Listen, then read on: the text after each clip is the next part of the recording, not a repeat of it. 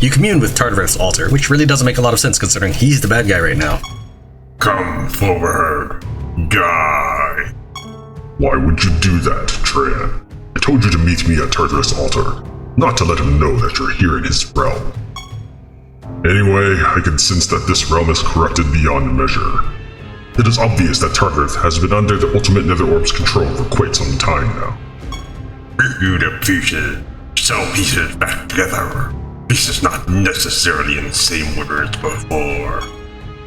Believe it or not, that's how he always talks. Capital letters and straightforward threats comprise the bulk of Tartarith's vernacular. Truthfully, I'd be more worried if he wasn't talking like that. It means that his soul is still his own. Part of it, at least.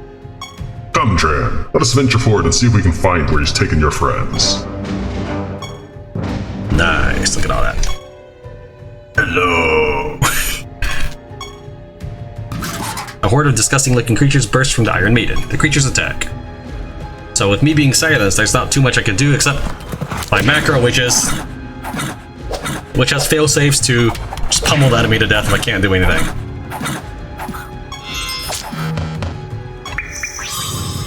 Now that his silence ended, he was able to reincarnate and finish off most of the enemies, and then my Vital Clutcher is pretty much mopping up everybody.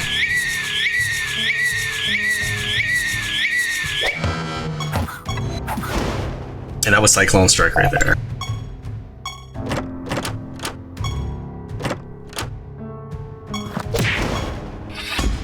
From here on out, I'll just turbo through the rest of these monsters using the similar maneuvers that you saw in the first fight of this area.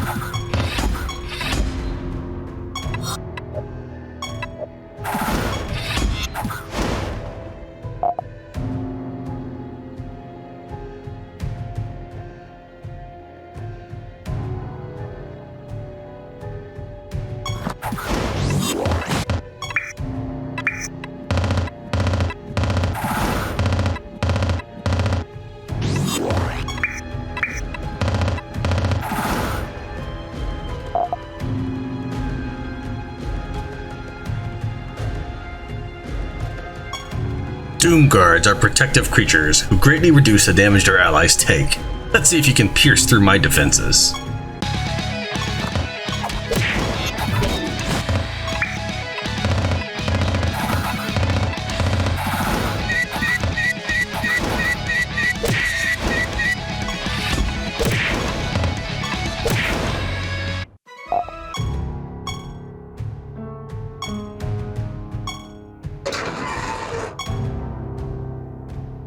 Tartarith's grocery list.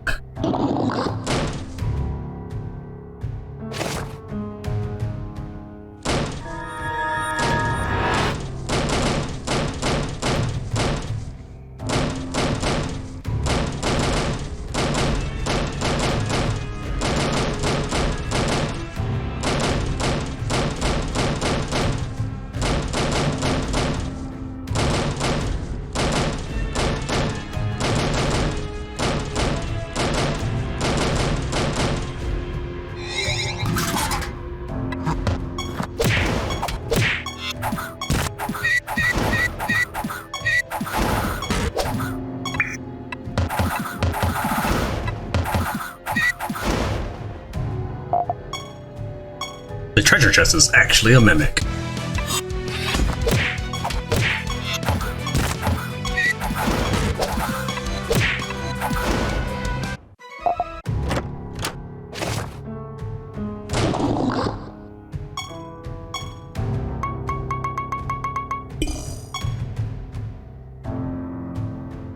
First, see if there's any banshees in areas I've already explored. Oh, didn't finish the site after all.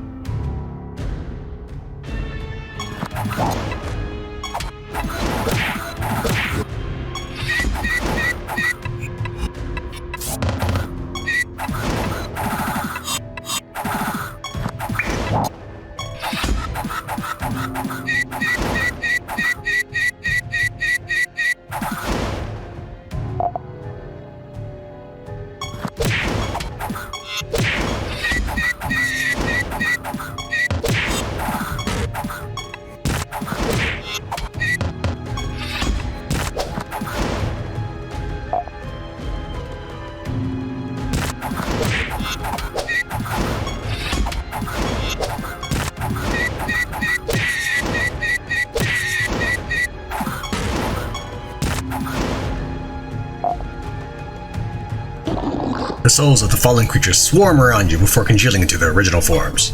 Creatures attack.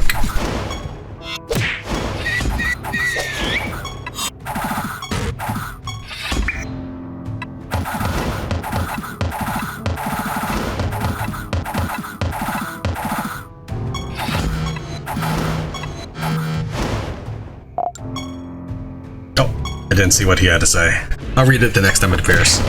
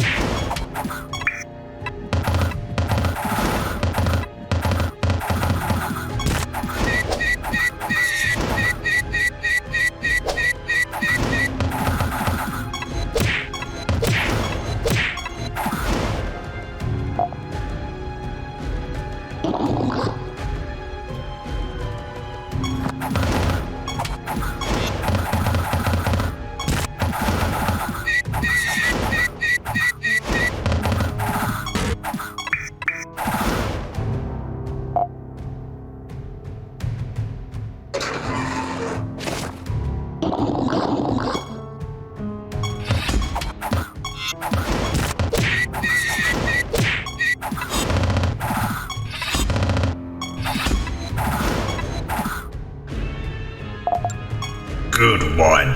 You brought them back to life, and you hurt and killed them again.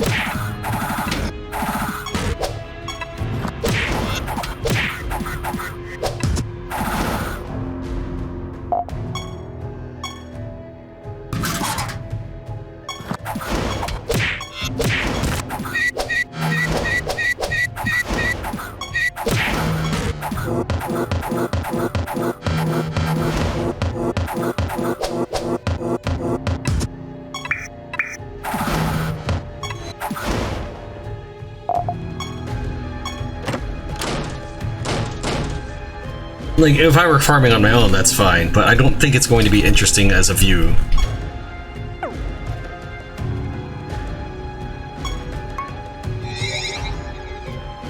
Alright, we're going to turn in several projects. I'll try to make this fairly seamless. Unlock Mission Hunt. You can now take on hunt missions, which are repeatable projects. Oh, alright. Training missions, which are repeatable projects. Project completed. Assassination. You can now take on assassination missions, which are repeatable projects. You can now take on raid missions, which are repeatable projects. You can now take on experiment missions, which are repeatable projects. You can now take on forage missions, which are repeatable projects. You can now take on pilgrimage missions, which are, you guessed it, repeatable projects. We're going to head to Realm 56 now of the Torture Chamber. Looks like the enemy will take a lot less damage, will revive, are faster than me, even if at my level 300. However, I've got a pretty solid set of macros. Let's take a look. My characters being level 300, they all have the Reincarnate Woe as their macro set. Now, enemies are still dangerous. Even though the enemy is roughly level 80, they are still 100% assuredly dangerous. Alright, so this is my setup as it is right now. Every single one of these lines pretty much evolved from when I run into a hiccup. So something will happen and make me choose to do these things. So for example, I've run into a realm where my guy started out confused, or a realm where I've started out silenced, or a realm where I've started out blinded. So I try to add something into it where my characters can use their ethereal gems, where they all have the gem equipped. So they all have Panic Attack equipped, they all have Cyclone Strike equipped, they all have Mass Dispel equipped, and they do their best to take down the enemy without too much thinking on my part. Because the battles can take a really long time. In fact, let's go ahead and do that right now so that you can kind of see why I try to mash my way through battles normally. So now I've set all the messages to on, okay? And we're gonna take a look at what this realm looks like right now. The enemy, we already covered that they revive on death, so here are some of the additional things that were shown just now. Enemies are fused with the race Vortex, which I had good success in the arena using Vortex creature in that I could silence the enemy after they cast a spell, so this could be a problem. Gems are sealed after casting, which means I only get one use on them, but that's not too much of an issue most of the time. Whatever their magic spell is, we're going to say that each spell they cast is worth 352% of its normal value. We're going to multiply that by 11, and that means that they will do 3,872% more damage than they would normally. And of course, it might spread through my entire team. So this is a typical recipe for disaster. They're also very fast, so they might move faster. They might move first. The enemy is level 80-ish, even though the realm is level 50-ish. Let's take a look at what my first battle will do. So he's going to start with Wrath of Nature, and he's going to cast that 11 times.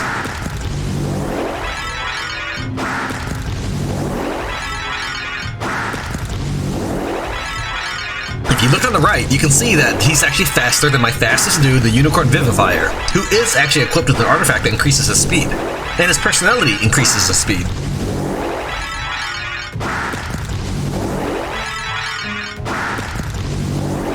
Alright, let's take a look at them. So his speed is 2,700, his attack is currently 2,800. My defense is 2,000, so if it's a 1-to-1 basis, I will take 800 damage just for the first hit. And my speed is 2,100 and his speed was 2,700. Alright. So let's see here. My reincarnation is not sealed, but many other spells are. My character is stoned, but he should, I would assume, activate reincarnation as his first move. Please do so. Thank you. Now because they're Vortex, I got silenced immediately, so this is the only spell I'll be casting for the first moment. Okay. So now I can no longer cast spells, but that's okay to a degree. What I'm actually gonna do, now I've thought about it, I'm gonna take control here. I'm gonna tell my guy to attack the Night Koloss, and hopefully I will kill the Night Koloss. In fact, let me see here. What are your stats right now? 1,200 defense. Okay, you've got some attack. So hopefully you'll kill off my Night Koloss. Let's try. So I'm gonna add that, where if I'm silenced, and if my Night Koloss has less than 10% health, hit him.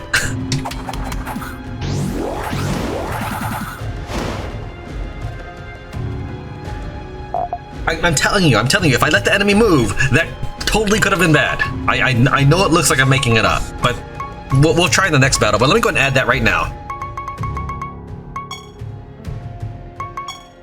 Alright, there we go. If my creature is silenced, then see if ally 3 has a little bit of health. If he does, go ahead and hit him. By this point, this macro is almost completely full on commands. Alright. So let's go. My Unicorn Vivifier gets the move, thankfully first, and it will immediately reincarnate him twice, which doesn't really matter because pretty much the first reincarnation will kill the enemy. By the way, if I'm a Blood Mage, my woe goes up to 50,000 damage. The enemy does not have that much hit points, he's only got 1,300.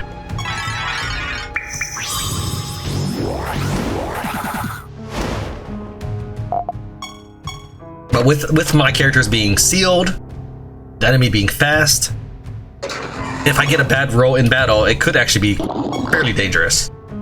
I want to invite a little bit of danger in so you can see. Okay, none of these are sealed. Let's go ahead and hit. Let's go start it off. So this will be a simple battle. So we'll just go ahead and hold down the button here.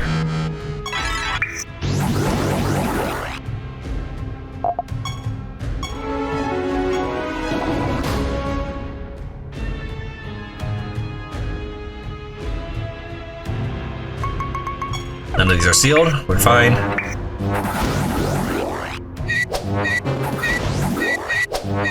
So my clutcher is now squeezing people to death. Oh, nice! He turned around and just smacked the Colossus with the staff, so that macro worked just fine.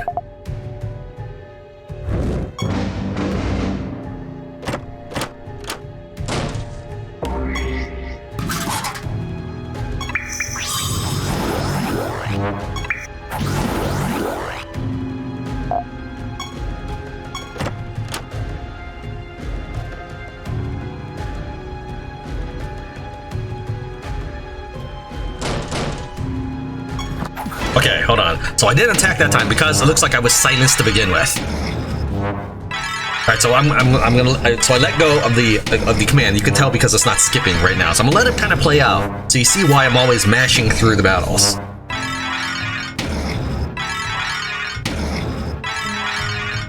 Speaking of which, these videos are doing really well. I absolutely appreciate every single like that you guys are giving.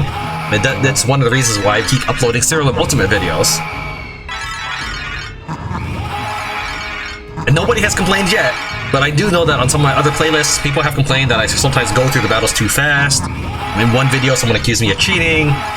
So I mean, there's reasons why I cut out the farming. Okay, so this is what a normal battle looks like. If right now my dude is silenced, so he can't actually do anything.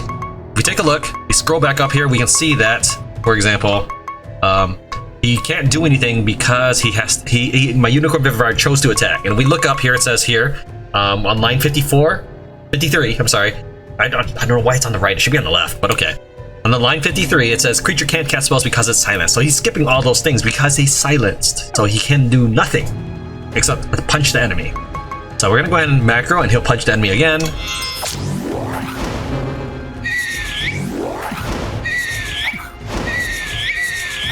And my clutcher is thankfully hitting as many people as he can. Okay. So I'm still silenced. Alright. Still silenced.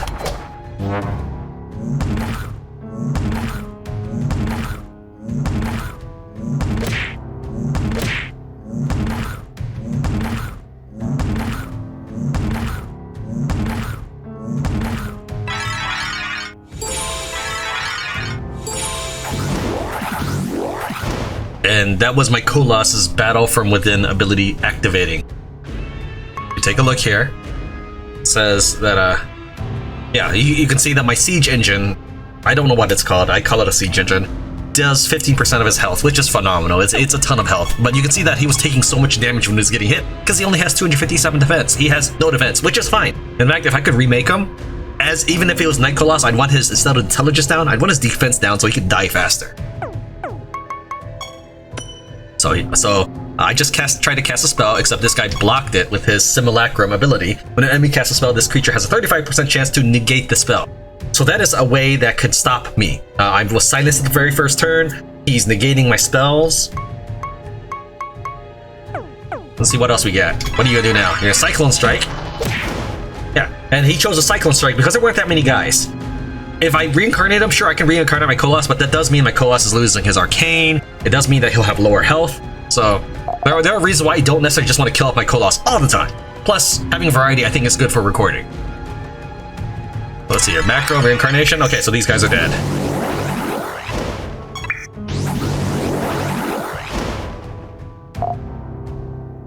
So if the enemy doesn't seal off my reincarnation or silence me, they are probably going to be dead the first turn.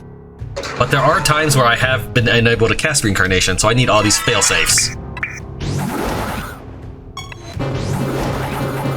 So in this case, she couldn't cast it.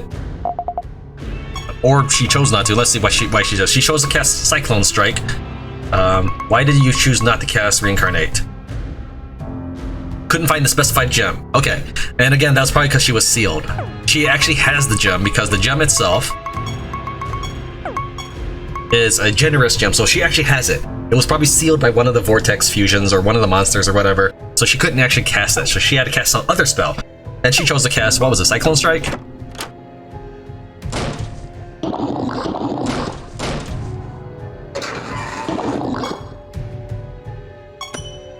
Alright, so he stopped me from and he chose to cast it on himself. Okay. So I'm gonna go ahead and turbo through that. I'll turbo through this. They're just casting the same nonsense spell 11 times. Alright. So let's see what actually happened. I tried to cast a spell, but I was blocked by Simulacrum, which I guess then he took it and cast it on his Phase Knight several times, then attacked and cast Time Walk. So we kind of knew all that. Nothing special happened there. My reincarnation is sealed in this case, so he's gonna cast either Cyclone Strike or Panic Attack, depending on the situation. He was trying to cast Cyclone Strike, which Ruby Carbuncle took.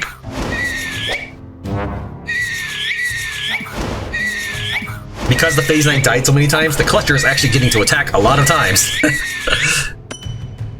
And actually, I didn't realize, but I guess the Ruby Carbuncle, its Simulacrum ability can take the Absolute Corruption from my sword. That ability comes from his sword. Absolute Corruption, when he hits a dude, he has a chance to turn his buffs into debuffs. Okay. So yeah, that Ruby Carbuncle, that Simulacrum ability is really messing with me. But it wasn't able to keep stopping me. Eventually, he did successfully Cyclone Strike the enemy.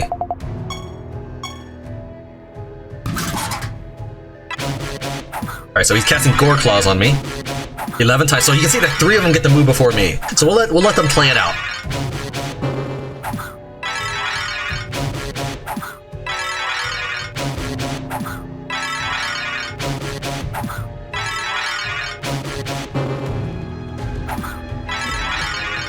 Alright, so he has successfully killed one of my creatures.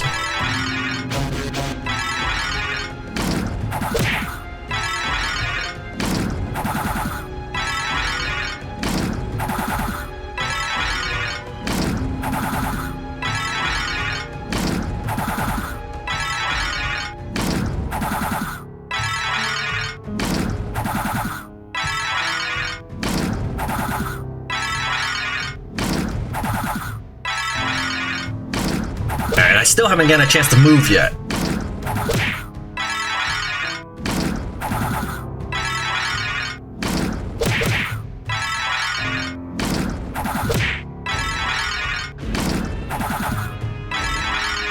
Alright, that was just the first move for the enemy. He's got 2 more moves.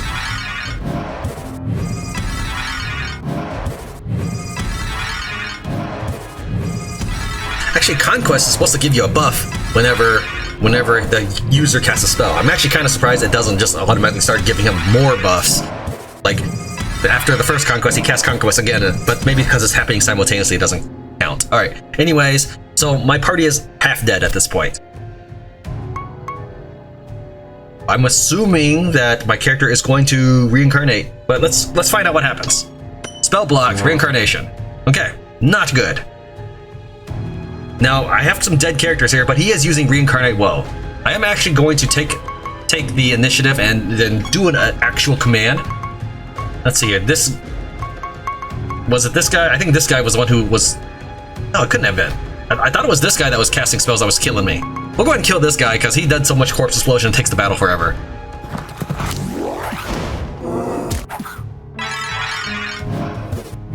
So the reason I wanted to cast that was I wanted to be able to revive a guy.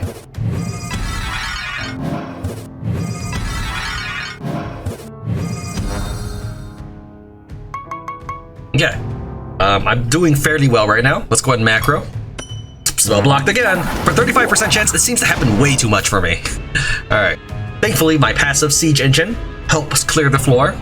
Just gives me a hand, and then it's definitely very, very much appreciated. Since his reincarnation is blocked, he'll go and cast Cyclone Strike and do the best he can. Which was not very effective and has silenced me. Why wasn't it not that effective? Intelligence 1142. Your defense isn't that high. Well, their sorcery, is that... No, they're okay. Alright. Well, whatever the case is, It doesn't look like things are going too well for me, but I just need to get the enemy to die one more time.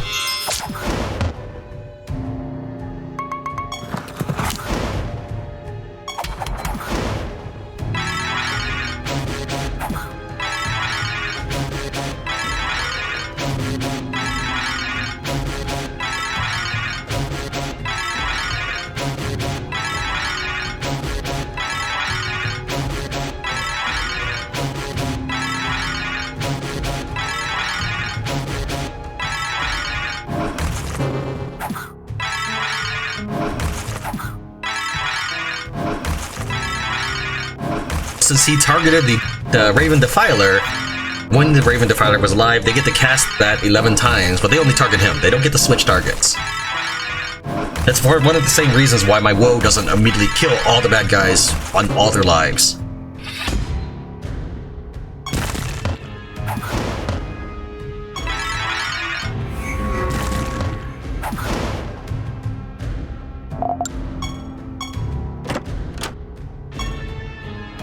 Plague Doctors are not only the coolest looking creatures in Rhodia, they're some of the most powerful as well. I'm a firm believer that actions speak louder than the words, so let me show you their power firsthand.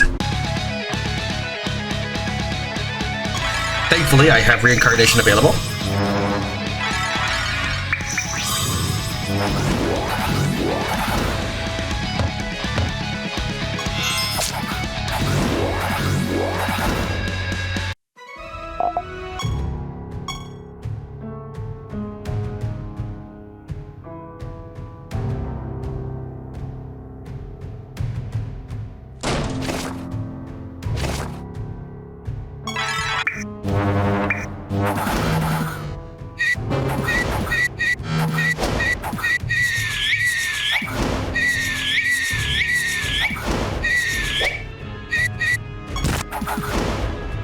This. I really like that my characters just, with all their impressive macros, just decide to punch the Koloss in the face. Because they're silenced. It's like Hannibal from the A-Team. I just like seeing a plan come together. So, yeah, you get to enjoy the fruits of my labors. So they get to move first, and they attack the Koloss, which is fine with me. The Koloss is really, really hardy in terms of hit points, which is great because I do so much damage as a result.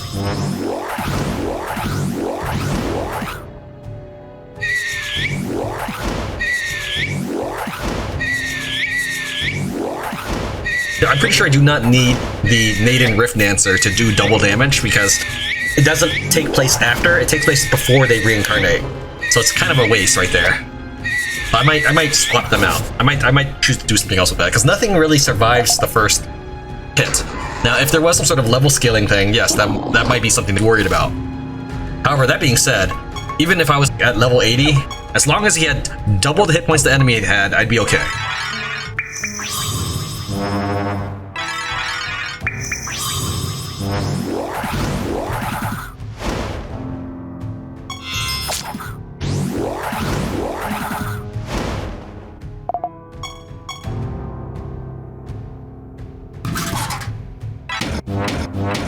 Alright, so I'm gonna have a ton of debuffs on that dude. But we'll just go and execute immediately. Follow up with the Clutcher, just finishing out all the bad guys off. And he uses Stone in case an enemy has high dodge chance, which does happen as some of the realm bonuses. For the enemies, they can have something absurd like, we'll say, 80% chance to dodge. The Leash Devour belongs to the Death class.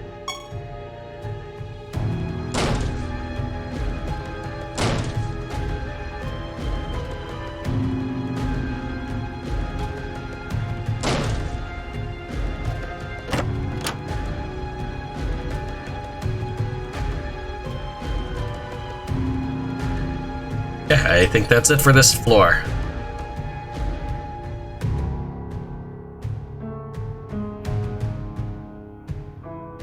Let's get going to the next stage.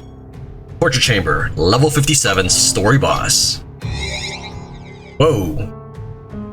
Oh no. Damaos' lifeless eyes stare towards nothingness. Rest in peace, dear friend. Tran, you came! Hebron gasps for air as he struggles to keep you in his vision. We couldn't take him! He turned on us! Hebron coughs. producing spurts of blood around his lips. "In my bag! Take my bag! Find Lucius!" With a final coughing fit, Hebron lays still, his listless eyes matching those of Damaos next to him. Tartarith, you have forsaken your duties as a god. Whether or not you are under control of the ultimate netherworm is no excuse for your transgressions. Threaten me?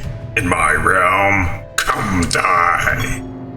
Tran, I need you and your creatures to distract Tartarith while I work on dispelling the ultimate netherworm's magic. Time to die. Here he comes. Prepare yourself. Alright, let's take a look. So compared to what I just went through, this is going to be super easy, and I think it's hilarious that Tartarith's personality is peaceful. I'm pretty sure that's just randomized. If not, it's kind of a funny touch, but I'm pretty sure it's randomized. So he's a Chaos Avatar that is immune to damage except from that of Tenebrous, God of Shadow. Okay, that's kind of interesting. Sure.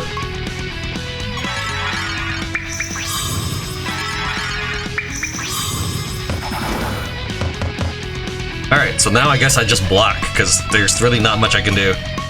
So can I put him to sleeping?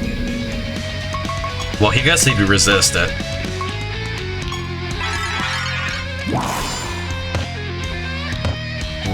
There we go. Do you have any ethereal spell jumps? I don't think you do. Nope.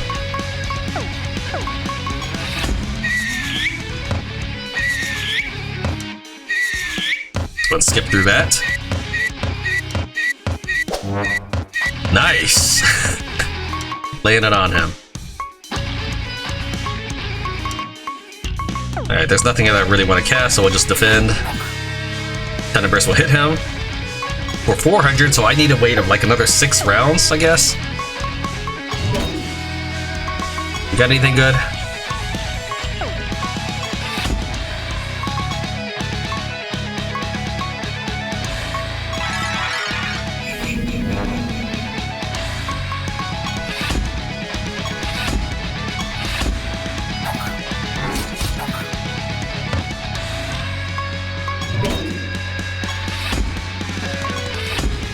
Alright, we'll just go ahead and block, let Tenebrous keep hitting him. As our characters heroically distract him. I was kind of playing with them, playing with my food as it were, and just try to debuff them, but I didn't really pack a lot of debuffs anymore because I just focus on killing the enemy. What? What happened? Your mind was not your own, Tartarith. The ultimate netherworm was used to control you. Oh. Tartarith studies the room before his eyes finally rest on Hebron's and Damaos' mutilated corpses. You kill them? No, Tartarith. You killed them. Oh. Sorry. Enraged by Tartarith's lack of sympathy for killing your friends, you charge forward in what would likely be a failed attempt to strangle him. Tenebrous stops you in your tracks. I understand your animosity, Tran, but no good can come from fighting Tartarith now. Though I suspect you'll never forgive him. It is Lucius who is to blame for this travesty. Speaking of whom, you had forgotten about what Hebron said about Lucius until now. You approach Hebron's corpse and wince as you cut the bag from his belt. What do you have there? Inside the bag is a tattered pamphlet, bent multiple times and soaked through with blood and sweat. You unfold the parchment and realize it is a map of the kingdom of Nex. But you already know exactly where Nex is located. What could Hebron have meant for you to do with such common knowledge? Perhaps Everett will have a clue. You should return to him immediately. Yeah, I definitely feel like I get a lot more treasure entering a story boss area with greater realm instability. Achievement earned, the Butcher. You're back. They didn't make it, did they? You shake your head solemnly. Tell me, Tran, did they die a good death? Sometimes telling a lie is the best thing one can do under such circumstances. You recount an embellished version of the story, leaving out the details that you know Everett wouldn't bear to hear. I see. Thank you for everything you've done, Tran. I will send our knights to retrieve their bodies. They deserve a proper burial. While you're loath to change the subject so abruptly, you ask Everett if he knows anything about the map you found on Hebron's body. Let me see. This is merely a map of Nex. This doesn't help us at all. As you study the map alongside Everett, you notice a faint series of lines and arrows drawn around the perimeter of the kingdom. At the end of one of the lines is an X. That's it! The This must be some sort of underground passage where Lucius is hiding. I know it's a long shot, Tran, but we owe it to Hebron and Damaos to seek out Lucius and finish this mess once and for all. While I am normally opposed to blindly seeking vengeance, I see no other option before us. With the deaths of Hebron and Damaos, Lucius has proved that he will stop at nothing in his rise to power. I'm sure that you know how to travel to Next from here. It's but a short jaunt away. Use the teleportation shrine to transport directly to the castle, kill Lucius, and bring peace to Rhodia once and for all. With a determined nod, you turn away from Everett and prepare for the final battle. Powerful Nemesis creatures now inhabit the realms of Rhodia. You'll know when you're about to fight a pack of Nemesis creatures because they'll have a bit of text hovering over them in the overworld. That text gives you a clue about what bonuses the enemies in the pack will have in battle. For example, Thorns means that some of the damage your creatures deal to the enemies will be reflected back on them. Nemesis creatures drop treasure as well as additional experience points and resources. Kingdom of Heretics.